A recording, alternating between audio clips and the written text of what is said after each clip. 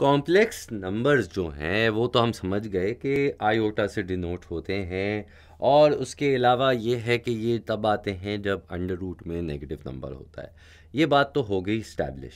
अब बात ये है कि ये किस तरीके से लिखा जाता है, इसका एक कोई सर्टेन फॉर्मेट भी तो होता होगा। बिल्कुल।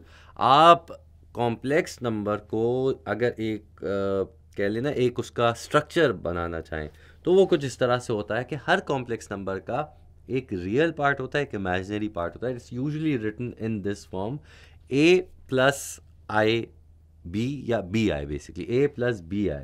तो इधर क्या है, ये ए वाला हिस्सा जो है ये रियल हिस्सा है, इधर सिर्फ एक रियल नंबर होगा, इधर इमेजिनरी पार्ट नहीं होगा। और उसी तरीके से ये बी आई जो है ये होता है imaginary part of the complex number. मिसाल के तौर पे हमारे पास लिखा हुआ है 2+3i, तो ये 2 वाला हिस्सा इज़ द रियल हिस्सा एंड 3i वाला हिस्सा इज़ द इमेजिनरी हिस्सा। ये बात हो गई भाई तय। दूसरी बात यहाँ पे ये है कि ये जो 2 वाला रियल हिस्सा है इसको हम RE(Z) की तरह लिखते हैं, और जो इमेजिनरी वाला हिस्सा है उसको हम फिर उसके हिसाब से लिखते हैं, BI को हम, तो वो आ जाता है फिर I के हिसाब से।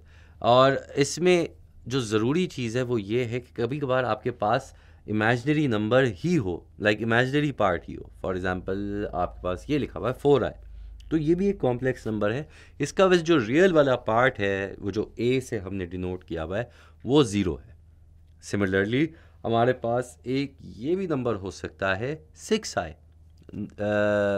अब इसका भी रियल वाला पार्ट 0 है, बट अगर आपके पास सिर्फ एक होल नंबर लिखा हुआ हो, जैसे ये 8 लिखा हुआ है, तो is this a complex number? It can qualify as a complex number, yes. Why? Because इस वक्त इसका इमेजिनरी वाला पार्ट, जो बी आई वाला पार्ट है, उसमें बी 0 है।